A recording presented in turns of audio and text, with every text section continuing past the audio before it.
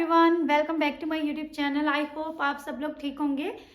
चलिए आज हम बात करेंगे राइटिंग टास्क 2 के फॉर्मेट के बारे में। मोस्टली देखा गया है कि बेसिकली स्टूडेंट्स को प्रॉब्लम आती है कि राइटिंग टास्क 2 का फॉर्मेट क्या होना चाहिए, कैसे उसको राइट करना। टफ लगता है उनको राइटिंग मॉड्यूल, जबकि ये मॉड्यूल बिल्कुल भी टफ नहीं है। अगर आपके टिप्स एंड ट्रिक्स इसको लेके फॉर्मेट के बारे में जो भी है, कैसे लिखना है, वो सारा कुछ क्लियर है, तो राइटिंग करनी बहुत ही ज़्यादा आसान है।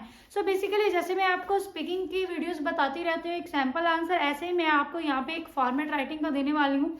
अगर आप वो फॉलो करेंगे तो ऑब्वियस आप 6.5 बैंड प्लस स्कोर कर सकते हो। सब टू यू कितने आप उसमें वोकैब वगैरह यूज़ करके कितने सॉलिड आइडिया यूज़ करते हो, उससे आप 6.5 से लेकर 8 तक बैंड जो है वो राइटिंग में अचीव कर सकते हो। सब टू यू आप कैसे उसमें जो आइडियाज़ वो फिट करते हो। बेसिकली यहाँ पे मैं आपको एक फॉर्मेट दूंगी जो आप एज इट इज यूज़ करके सिर्फ आपको अपने आइडियाज़ ही उसमें फिट करने होंगे, बाकी एज इट इज़ आप सारा लिख सकते हो। और अगर आपने मेरी राइटिंग टास्क की वीडियो पहले नहीं देखी है कि जिसमें मैंने बताया था कि कितने जो राइटिंग की टाइप्स होती हैं टास्क 2 और टास्क 1 की, तो आई लिंक अगर आप देख रहे हो तो वहाँ पे ओपन करके आप उस वीडियो पे विजिट कर सकते हो और वो देख सकते हो। और मैं डिस्क्रिप्शन में भी उसका लिंक जो है वो डाल दूंगी ताकि आपके लिए वो हेल्पफुल हो सके। तो चलिए अब आप स्टार्ट करते हैं। राइटिंग टास्क 2 बेसिकली है क्या। राइटिंग टास्क 2 में बेसिकली 8 टाइप्स होती हैं। अगर आप देखें तो उसमें क्वेश्चन 8 तरह के पूछे जाते हैं। ये क्वेश्चंस जानने के लिए आप उस वीडियो को देख सकते हो। उसको देन कैटेगराइज किया होता है 3 पार्ट्स में। एक होता है 50-50%, एक होता है 70-30% और एक होता है 100%। इन 3 कैटेगरीज में जो राइटिंग टास्क है उसको डिवाइड किया जाता है। राइटिंग टास्क 2 के जो 50-50% कैटेगरी है उसमें हमारी आती हैं 4 टाइप्स। 70-30 में आती हैं 2 टाइप्स और 100% में भी हमारी आती हैं 2 टाइप्स। तो टोटल जो है वो 8 टाइप्स हो गई। अब बात आती है इसको लिखने की, इसका फॉर्मेट क्या है। अगर देखें तो जब 50-50% हमने करना होता है तो इसको लिखने का फॉर्मेट है, पहले हम इंट्रोडक्शन लिखते हैं, उसके बाद हम लोगों ने लिखना होता है BP1, देन BP2 और देन हमने उसको कंक्लूड कर देना होता है, कंक्लूजन। अगर हम 70-30 की बात करें तो इसका थोड़ा सा फॉर्मेट जो है वो डिफरेंट है। इसको इंट्रोडक्शन, देन हम लोग BP1 लिखते हैं, BP2, again BP3 and then conclusion. इसमें जो है BPs जो है वो 3 हो जाते हैं अगर 70-30 की बात की जाए। यही मेन डिफरेंस है जो बच्चों को मोस्टली पता नहीं होता कि हमने इसको लिखना कैसे। यहीं से पता चलता है कि वो 70-30 है या नहीं। हमने बेसिकली उसके जो स्टेटमेंट है उसको एनालाइज करके उस हिसाब से अपने पैराग्राफ्स बनाने होते हैं। देन 100% कैटेगरी में अगेन हम लोग 50-50 वाला जो फॉर्मेट है वही फॉलो करते हैं। इंट्रो के बाद BP1, BP2 और देन कंक्लूजन। बस इसको लिखने का अलग अलग तरीका होता है अलग अलग टाइप के लिए कि हमने कैसे स्टार्ट करने है, कौन से इनिशिएटर यूज करने हैं, कौन से कनेक्टर यूज करने हैं, वही आज हम लोग इस वीडियो में डिस्कस करेंगे। अगर आप सारा कुछ ब्रीफली जानना चाहते हो राइटिंग टास्क 2 के बारे में तो देन आप वीडियो को स्टार्टिंग से एंडिंग तक जरूर देखना। आपकी सारी जो क्वेरीज है वो सॉल्व हो जाएंगी और आपको राइटिंग जो है वो टफ नहीं लगेगी। चलिए स्टार्ट करते हैं। अब हम बात करेंगे 50-50% कैटेगरी के बारे में कि उसमें हम कौन सा फॉर्मेट जो है वो अप्लाई करेंगे। जब भी आपने इंट्रोडक्शन लिखना हो, चाहे वो 50-50% कैटेगरी हो, चाहे 70-30 हो, चाहे 100% हो, हमेशा इंट्रोडक्शन एक ही तरीके का होता है, ऐसे ही आपने लिखना है। इसमें जस्ट 4 लाइन्स ऐड करो, उससे अलावा कुछ भी मत ऐड करो। पहले तो हो गया जर्नल लाइन, फर्स्ट लाइन हो गई जर्नल लाइन। पहले देखो कि जो भी आपको टॉपिक गिवन है, जो भी स्टेटमेंट गिवन है, उसमें कीवर्ड क्या है, किस चीज पे वो बेस है, चाहे वो फूड के बारे में है, टेक्नोलॉजी के बारे में है, एडवर्टीजमेंट के बारे में है। देखो कि कौन सा वर्ड जो है वो वहां पे लाइक करता है, कौन सा कीवर्ड है, उसके बिहाफ पे, चाहे वो एजुकेशन पे है, टूरिज्म पे है, उसके बिहाफ पे आप एक जर्नल लाइन लिखो। ठीक है, जर्नल लाइन अगर आप टेक्नोलॉजी के बारे में मान लो कि है कोई भी टॉपिक, तो आप स्टार्ट कर सकते हो। In this contemporary era technology is proliferating day by day. Then यहाँ पे आप देखिए in this contemporary era, contemporary का मतलब होता है मॉडर्न। एक हमारा यहाँ पे वोकैब वर्ड आ गया इन दिस कंटेम्प्रेरी एरा। एरा का मतलब होता है जो ये दौर चल रहा है, एरा भी एक वोकैब वर्ड हो गया। इसके बाद कॉमा आता है, then other technology is proliferating day by day. Proliferating जो मैंने अभी वर्ड यूज किया इसका मतलब होता है कि बढ़ रही है, इंक्रीज हो रही है काफी जल्दी से। तो technology is proliferating day by day, जहां बोल सकते हो टेक्नोलॉजी इज फ्लरिशिंग, जहां बोल सकते हो is mushrooming day by day. तो ऐसे करके आप वर्ड्स यूज करके कोई भी एक जनरल लाइन जो भी आपका कीवर्ड होगा वो लिखिए।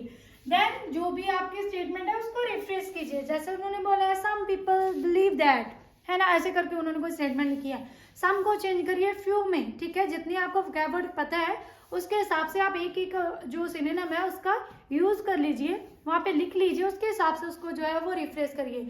अगर किसी वर्ड का नहीं भी पता आपको कि इसको कैसे चेंज करूं, कोई सिनोनिम नहीं माइंड में आ रहा, तो उसको जस्ट लिखने का तरीका बदल दो। अगर उन्होंने पहले सब्जेक्ट लेके बाद में सारी चीजें लिखी है तो आप पहले ऑब्जेक्ट लेके शुरू कर दो, उसको चेंज कर दो थोड़ा सा उसका फॉर्मेट लाइन का, रिफ्रेश करो। जैसे फ्यू मासेस लिख सकते हो, जैसे उन्होंने सम पीपल लिखा है। बिलीव लिखा है, बिलीव के लिए सिनोनिम यूज कर सकते हो, रेकॉन, पॉन्डर वगैरह। वो मैंने वोकैब वर्ड्स जो वीडियो बनाई है वहां पे मैंने बताए हुए हैं। अगर आपने वो भी वीडियो नहीं देखी तो उसका लिंक भी मैं डिस्क्रिप्शन में डाल दूंगी, वो भी आप देख लेना। सो उसके बाद बात आती है ओपिनियन की, कि आपको ओपिनियन क्या है। आपको क्वेश्चन में आपने देखा होगा जब आप राइटिंग टास्क 2 करते हो ना, उसमें पूछा जाता है कि some people believe that this and other deem that this, है ना। देन उन्होंने बोला जाता है discuss both views and give your opinion, both views बताओ, अपना ओपिनियन बताओ। अब यहाँ पे आ गई आपके ओपिनियन की बात। और बेसिकली जो सभी मिस्टेक करते हैं, मोस्टली स्टूडेंट्स मिस्टेक करते हैं, वो अपना ओपिनियन जो है कंक्लूजन में देते हैं जाके, जो कि बिल्कुल रॉन्ग चीज है। कभी भी अपना ओपिनियन जो है कंक्लूजन में नहीं देना। आप खुद ही सोचिए, अगर आप कोई ऐसे जो है रीड कर रहे हो, आप सारा ऐसे रीड करते जाओगे, आपको नहीं पता कि किसके बारे में बेसिकली बात हो रही है, पढ़ते जा रहे हो, लास्ट पे आपको आगे पता चलेगा कि ऑथर आखिर में बोलना क्या चाहता था। तो वो चीज आपको बहुत ज्यादा अच्छी नहीं लगेगी, क्योंकि आपको फिर से देखना पड़ेगा कि अच्छा इसका ये था ओपिनियन, इसीलिए इसने इस पॉइंट को लिखा है, फिर से आपको वापस जाना पड़ेगा। तो इससे अच्छा है आप ओपिनियन को जो है वो थीसिस में लिखो। आइल्स में ऐसे ही ओपिनियन अगर आप थीसिस में लिखोगे, this is the best way to elaborate your task 2, ठीक है।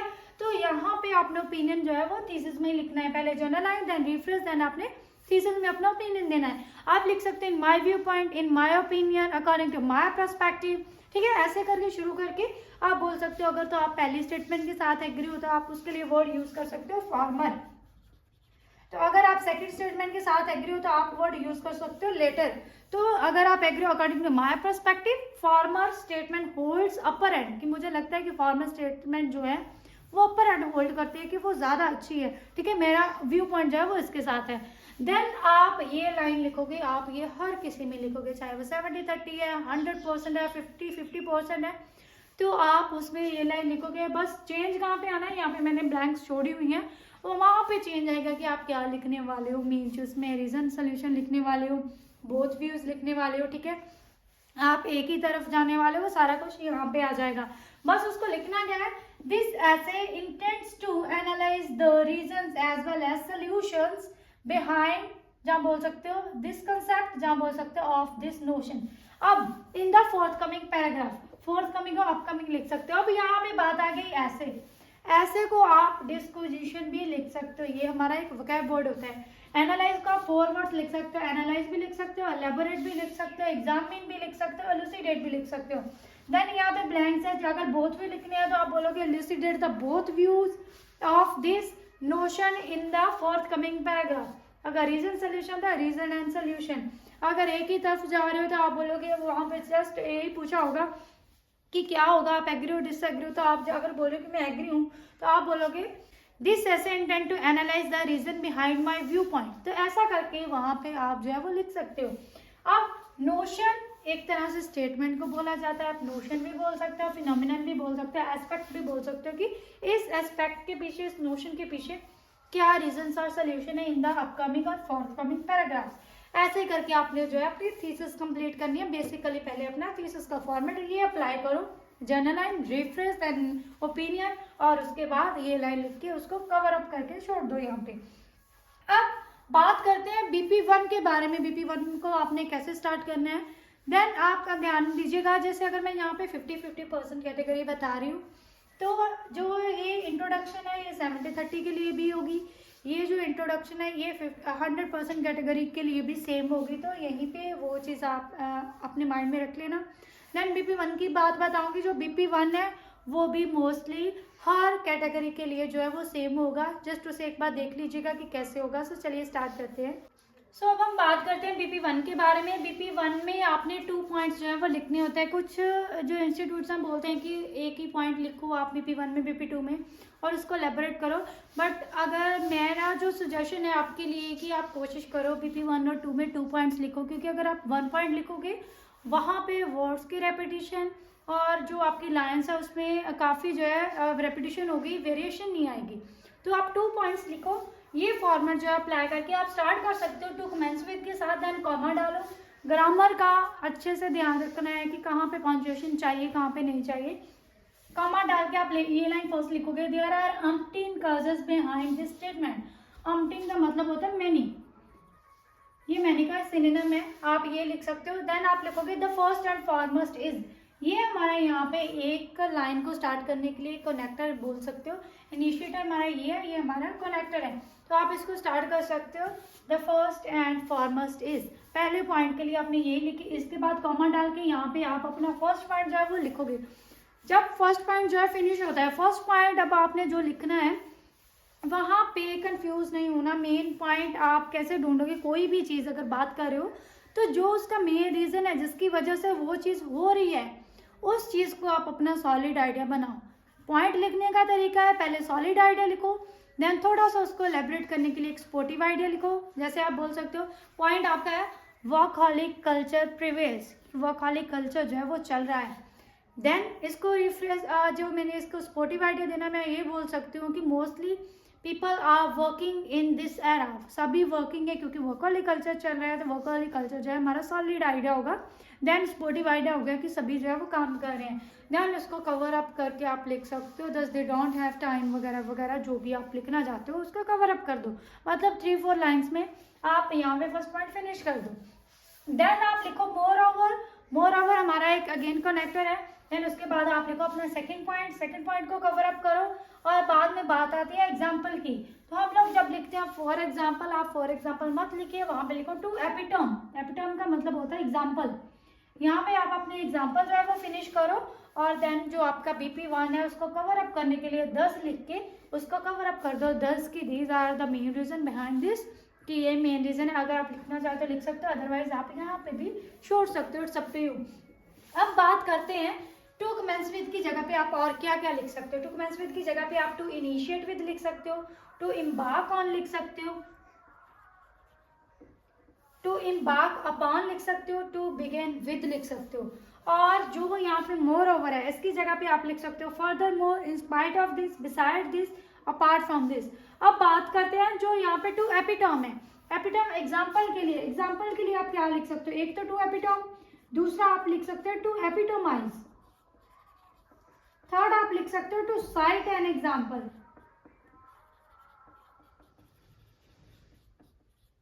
देन फोर्थ आप लिख सकते हो टू एग्जाम्पलीफाई, और एक आप लिख सकते हो फॉर इंस्टांस। ये आप वर्ड्स लिख सकते हो एग्जाम्पल के लिए, उसके बाद कॉमा आएगा। सो ऐसे करके आप BP1 को जो है वो फिनिश कर सकते हो। और ये जो BP1 है ये आप 70-30 के लिए भी यूज कर सकते हो BP1 के लिए, और आप ये कर सकते हो 100% के लिए भी यूज, ठीक है। देन 50% की अगर बात करनी हो तो 50% में एक जो यहाँ का इनिशिएटर है वो बढ़ जाता है। वो कौन सा है, 50% में और 70-30 में, ठीक है। 50% और 70-30% जो है इसमें एक इनिशिएटर जो है वो बढ़ जाता है, वो होता है ऑन द वन हैंड। ये आप सिर्फ 70-30 में लिख सकते हो और 50-50 में लिख सकते हो। ये आप 100% में नहीं लिख सकते हो, जो इनिशिएटर है एक हमारा, ठीक है। सो चलिए अब हम करते हैं BP2 की बात की वो कैसे लिखना है। 50-50% के लिए जो हमारा BP2 होता है उसको आप स्टार्ट कर सकते हो ऑन द पैराडॉक्सिकल साइड लिख के, ठीक है। ये हमारा BP2 का इनिशिएटर होता है। देन आप लाइन लिखोगे देयर आर कॉपियस सॉल्यूशन या मेजर्स लिख सकते हो ऑफ दिस फिनोमिनन। फिनोमिनन मतलब स्टेटमेंट, और कॉपियस का मतलब होता है मैनी, कि बहुत सारे सॉल्यूशंस हैं।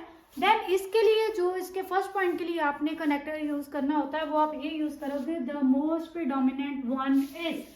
ये लिखोगे, इसका मतलब प्रीडोमिनेंट का मतलब होता है मेन, कि ज़्यादा मेन चीज़ जो है वो क्या है, कौन सा मेन सोल्यूशन है, वो चीज़ आप इस लिख के कॉमा डाल के देन यहाँ पे फर्स्ट सोल्यूशन लिखोगे। देन आप फर्दर मोर करके सेकंड सोल्यूशन जो है वो लिखोगे, और जो भी आपका आइडिया होगा उसको कवर अप करने के लिए आप हैंस लिख के देन आइडिया जो है वो कवर अप कर सकते हो। ऐसे करके आपने BP2 है जो वो कवर अप करना है, वो लिखना है सारे का सारा। ऐसे स्टार्ट करो देन उसको कवर अप करो। अब बात आती है इनिशिएटर क्या लिख सकते हो ऑन द पैराडॉक्सिकल साइड की जगह पे। ऑन द पैराडॉक्सिकल साइड भी लिख सकते हो, ऑन द फ्लिप साइड भी लिख सकते हो, और ऑन द अदर हैंड भी लिख सकते हो। इन तीनों में से आप कोई भी जो इनिशिएटर वो लगा सकते हो। और फर्दर मोर जो हमारे यहाँ पे कनेक्टर आया है, ये मैंने जैसे आपको पीछे बताया था कि फर्दर मोर की जगह पे आप more over, in spite of this, beside this, apart from this, उन सभी में से कोई भी यहाँ पे कनेक्टर यूज कर सकते हो। देन आती है हैंड्स की बात, जो कवर अप करने के लिए होता है। Cover up your idea with these words, okay. कौन से हैं? Thus, therefore, hence, eventually, consequently, resultantly, as a consequences, as a result. तो ऐसे करके आप यो अपना आइडिया उसको कवर अप कर सकते हो। सो अब हम बात करते हैं इसके कंक्लूजन के बारे में, वो आपने कैसे लिखना है। चलिए स्टार्ट करते हैं। अब हम बात करते हैं कंक्लूजन के बारे में। कंक्लूजन कैसे लिखना है, आप कंक्लूजन को स्टार्ट कर सकते हो टू रिकैपिचुलेट लिख के।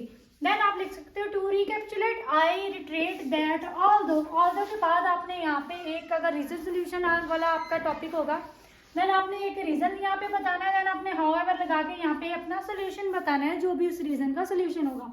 और अगर आपका है एग्री डिसएग्री बोथ व्यूज, जो अगर आपका होगा बोथ व्यूज वाला अगर आपका कंसेप्ट है, देन आपने जिस कंसेप्ट के साथ आप जिस स्टेटमेंट के साथ डिसएग्री हो उसका ऑल्दो लिख के उसका पॉइंट लिख देना है। हाउएवर लिख के जिस कंसेप्ट के साथ आप एग्री हो उसका एक पॉइंट यो है जहाँ पे आपने वो नोट कर देना है। और ध्यान रखना कभी भी कंक्लूजन में आपने कोई न्यू पॉइंट ऐड नहीं करना, जिसके बारे में भी आपने पहले बात की होगी BP1 और BP2 में, उनमें से कोई एक पॉइंट उठा के आपने यहाँ पे लिखना है। अब बात करते हैं रिकैपिचुलेट। मोस्टली स्टूडेंट्स लिखते हैं टू कंक्लूड एट लास्ट, ऐसे करके वो वर्ड्स मत लिखिएगा, उसकी जगह पे ये ऐसे करके लिखिए। जहाँ तो रिकैपिचुलेट लिख सकते हो, जहाँ इनकैप्सुलेट लिख सकते हो, जहाँ आप लिख सकते हो टू क्रक्स, इसके बाद आपने कॉमा डालना होता है। देन रिट्रेट की जगह पे आप इसका रीस्टेट भी लिख सकते हो, आई रीस्टेट दैट, जहाँ आप यहाँ पे लिख सकते हो आई रीअफर्म दैट। तो आप रीअफर्म, रीस्टेट, रिट्रेट इनमें से कोई भी वर्ड लिख सकते हो। और ऑल्दो की जगह पे आप एल्बिट वर्ड भी यूज कर सकते हो, ठीक है। राइटिंग में चाहे आप स्पीकिंग में, तो आप ये वर्ड यूज कर सकते हो। सो ऐसे करके आप इसको कवर अप कर सकते हो। ये बेसिकली अगर आप फॉर्मेट अप्लाई करोगे तो बहुत अच्छे से आप अपने डिजायर बैंड्स को राइटिंग में अचीव कर पाओगे।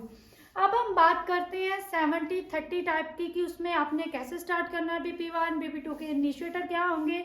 मोस्ट स्टूडेंट को BP2 के इनिशिएटर में ही प्रॉब्लम आती है कि वो क्या हो सकते हैं, उसकी बात करेंगे और उसके कंक्लूजन वगैरह के बारे में बात करेंगे। सो चलिए स्टार्ट करते हैं नेक्स्ट। अब हम बात कर रहे हैं 70-30 पैराग्राफ के बारे में। इंट्रोडक्शन उसमें भी सेम ही लिखनी है, पहले general line, then rephrase the statement, then opinion, and then this essay intend to analyse वाली लाइन जो मैंने आपको बताई थी वो आपने एज इट इज यहाँ पे लिख देनी है। देन बात करते हैं BP1 के बारे में। BP1 जो है वो सेम लिखना है जैसे आपने 50-50% कैटेगरी में लिखा था। 2 पॉइंट्स जो है उसमें आपने लिखने हैं, टू कमेंस विद के साथ स्टार्ट करके then first point, then moreover लिख के सेकंड पॉइंट लिख के उसको फिनिश कर देना है। मेन बात यहाँ पे जो डिफरेंस है वो है BP2 का, जो 70-30 में है। वो क्या है, जब आपने 70-30 करना होता है तो जिस स्टेटमेंट को आपके लगता है कि आप उसके साथ ज्यादा एग्री हो, टू व्हाट एक्सटेंड, ये जो क्वेश्चन होता है उसका हम बोलते हैं 70-30। तो आप कितने हद तक उसके साथ एग्री हो, अगर आप ज्यादा हद तक एग्री हो तो आपने इसमें भी एग्री के पॉइंट लिखने हैं, तो 2 पॉइंट इसमें लिखने हैं, थर्ड पॉइंट इसमें लिख के साथ में आपने एक एग्जांपल देनी होती है। बेसिकली स्टूडेंट्स को प्रॉब्लम आती है कि स्टार्ट कैसे करना है BP2। तो BP2 स्टार्ट करने के लिए आप ये जो इनिशिएटर है ये यूज करेंगे, कोरिलेटिंग विद अबव व्यूज। कहने का मतलब कि पहले जो अबव व्यूज है उसके साथ के ही 2 पॉइंट आपने वहां पे लिखे, थर्ड पॉइंट यहाँ पे लिखोगे। इसकी जगह पे आप एडिशनली भी लिख सकते हो, उसके बाद कॉमा डाल के थर्ड पॉइंट लिख सकते हो, जहां आप यहाँ पे लिख सकते हो further adding to it, further adding to it. इसके बाद कॉमा डाल के जो थर्ड पॉइंट है वो आप लिख सकते हो। तो ऐसे करके स्टार्ट करना है। जब थर्ड पॉइंट लिखा देना आपने यहाँ पे एग्जाम्पल के लिए मैंने आपको वर्ड बताया है, टू एपिटोम, टू एपिटोमाइज, ठीक है, for instance, to cite an example, to exemplify, इनमें से कुछ भी लिख सकते हो। देन एग्जाम्पल लिख के उसको छोड़ देना है। देन बात आती है BP3 की। तो BP3 जो हमने BP2 लिखा था 50-50% कैटेगरी में, ऑन द अदर हैंड वाला वो एज इट इज यहाँ पे लिखना है। कहने का मतलब 70-30 में क्या होता है कि दो BP जो है, BP1 और BP2 आप एक साइड के लिखते हो और जो BP3 है वो अनदर साइड का लिखते हो, अदर साइड का जो भी हो पॉइंट्स, ठीक है। BP2 में आपने 1 पॉइंट लिखना होता है, BP1 में 2 पॉइंट, तो टोटल 3 पॉइंट विद 1 एग्जाम्पल लिखते हैं हम लोग, और BP2 में 2 पॉइंट जो है वो दे देते हैं। तो ऐसे करके यहाँ पे आपने जो 2 पॉइंट BP3 में होता है अदर एंड करके देयर आर जो भी आपके सोल्यूशंस होंगे या जिस स्टेटमेंट के साथ आप एग्री नहीं करते हो वो आपने बताना है। डीम दैट बोल सकते हो कि अदर लोग क्या सोचते हैं, उसके 2 पॉइंट आपने यहाँ पे शिफ्ट कर देने हैं। तो ऐसे करके आप फिर उसको थोड़ा सा फ्रेम करना है, BP1, BP2, BP3। यहाँ पे ये नहीं कि आप इसमें भी 2 पॉइंट्स लिखो, आप इसके साथ एक एग्जाम्पल दो, क्योंकि अगर आप इसमें भी 2 पॉइंट लिखोगे, सभी में 2-2 पॉइंट लिखोगे तो हो सकता है कि आपकी जो वर्ड लिमिट है वो एक्सीड हो जाए। जबकि हमारे वर्ड लिमिट टास्क 2 के लिए 250 वर्ड्स होती है। आप 250 से 270 तक जा सकते हो, बट उससे एक्सीड नहीं कर सकते हो। तो बेसिकली आपको ये चीज़ का ध्यान रखते हुए 3 जो पॉइंट्स हैं वो BP2 तक लिख के विद 1 एग्जाम्पल एंड BP3 में 2 पॉइंट्स लिखने होते हैं। और कंक्लूजन आपने इसमें भी सेम ही लिखना होता है, जो आपका कंक्लूजन होगा। कंक्लूजन जैसे मैंने आपको 50-50% के लिए बताया वो एज इट इज सेम इसके लिए भी लिखना होता है। सो उससे नेक्स्ट हम करते हैं 100% कैटेगरी की। उसमें हमने जो है वो क्या करना होता है, उसमें भी माइनर साइज चेंज है। जैसे हमने जो चीज़ हमने 50-50 में की वो पॉइंट्स यहाँ पे BP1 बन गए और BP3 बन गए, BP2 हमने एक्स्ट्रा लिखा। 100% में क्या होगा, जो इसके BP1 और BP2 हैं ये पहुंच जाएंगे उसके 100% में, ये वहाँ पे होगा ही नहीं। तो ये थोड़ा सा चेंज आएगा। सो चलिए स्टार्ट करते हैं वो 100% कैटेगरी। 100% कैटेगरी में इंट्रोडक्शन जो है वो आपने लिखनी होती है, वो आप सेम लिखोगे जैसे मैंने पहले बताया। BP1 आप स्टार्ट कर सकते हो टू कमेंस विद के साथ, there are plethora of pros. Pros मतलब होता है बेनिफिट्स। बिहाइंड दिस इसके बहुत सारे जो है वो बेनिफिट्स हैं। The first and foremost is लिख के आपने फर्स्ट पॉइंट लिखना है। देन आप मोर ओवर लिख के सेकेंड पॉइंट लिखोगे और उसको कंप्लीट कर दोगे। अगर आप यहाँ पे एग्जांपल लिखना चाहते हो तो आप यहाँ पे एग्जांपल लिख सकते हो। अगर आपने सेकंड में एग्जांपल लिखनी है तो आप वहाँ पे लिखोगे, लेकिन दोनों में एग्जांपल नहीं देनी, सिर्फ एक एग्जांपल देनी है। और ट्राई करना है कि वो साइंटिफिक एग्जांपल हो, कोई सर्वे हो, कोई स्टडी हो। सो BP2 जो स्टार्ट हम करेंगे वो आप करोगे फर्दर एडिंग टू इट। इसकी जगह पे आप लिख सकते हो जैसे मैंने आपको पीछे बताया है correlating with the above views, जहाँ एडिशनली लिख के स्टार्ट कर सकते हो, जहाँ लिख सकते हैं in addition to it. In addition to it भी आप एक यहाँ पे जो इनिशिएटर है वो लगा सकते हो। इन एडिशन टू इट लिख के स्टार्ट करके थर्ड पॉइंट लिखो, देन फुल स्टॉप करके ये कनेक्टर लगाओ beside this comma, then fourth point लिखो और देन एग्जांपल। जहां आप यहाँ पे एग्जांपल लिख सकते हो, जहाँ आप सेकंड पॉइंट के बाद लिख सकते हो, इट्स अप टू यू आपने कहाँ पे एग्जांपल लिखनी है। और देन आपने कंक्लूजन लिख के उसको कवर अप कर देना है। कंक्लूजन सेम होगा जैसे हमने 50-50% और 70-30% कैटेगरी में किया है। बट एक बात माइंड पे रखना, जो हमने 50% कैटेगरी में किया था कंक्लूजन, वहां पे हमने ऑल्दो हाउएवर वाली कंडीशन लगाई थी। बट जो 100% कैटेगरी है यहाँ पे वैसा नहीं होगा। आपने सिर्फ स्टार्ट करके to recapitulate then comma I reiterate that, then यहाँ पे आपने जो भी आपका एक क्रॉस होगा, जो भी आपका एक बेनिफिट होगा वो आप यहाँ पे लिख सकते हो। उसके अलावा आपने यहाँ पे हाउएवर ऑल्दो वाली कंडीशन जो है वो नहीं लगानी। और ट्राई करना जो भी यहाँ पे पॉइंट लिखोगे वो पॉइंट आपने पहले लिखे होना चाहिए, कोई भी न्यू पॉइंट आपने कंक्लूजन में ऐड नहीं करना है। सो ये फॉर्मेट आप अप्लाई कर सकते हो। होप है कि आपको सारा कुछ अच्छे से समझ आया होगा। मैंने थोड़ा ब्रीफली बताने की जो है वो ट्राई किया, थोड़ा जल्दी में, ताकि वीडियो लंबी ना हो जाए, कि आप जो है इजीली बहुत थोड़े से टाइम में जो है सारा कुछ जो है वो सीख सको। तो होप है कि आपको सारा कुछ समझ लगा होगा। अगर कोई प्रॉब्लम होगी तो आप कमेंट बॉक्स में कमेंट करके बता सकते हो, मैं उसको क्लैरिफाई करने की ट्राई करूंगी। और होप है कि आपको ऐसे फॉर्मेट पता चल गया होगा। अगर आप यही फॉर्मेट अप्लाई करके अपना टास्क तो करते हो तो आप 6.5 से लेस तो स्कोर करोगे ही नहीं। ये मेरा आपसे वादा है, क्योंकि ये चीज़ मैं बोल सकती हूँ कि अगर आप ये फॉर्मेट अप्लाई करके अपने सॉलिड आइडिया जो है वो लगाओगे तो डेफिनेटली आपके अच्छे बैंड्स को आएंगे। सो अगर आपको ये वीडियो पसंद आती है तो please like and comment below this video and please subscribe my channel and share with all your friends. Thank you so much, have a nice day.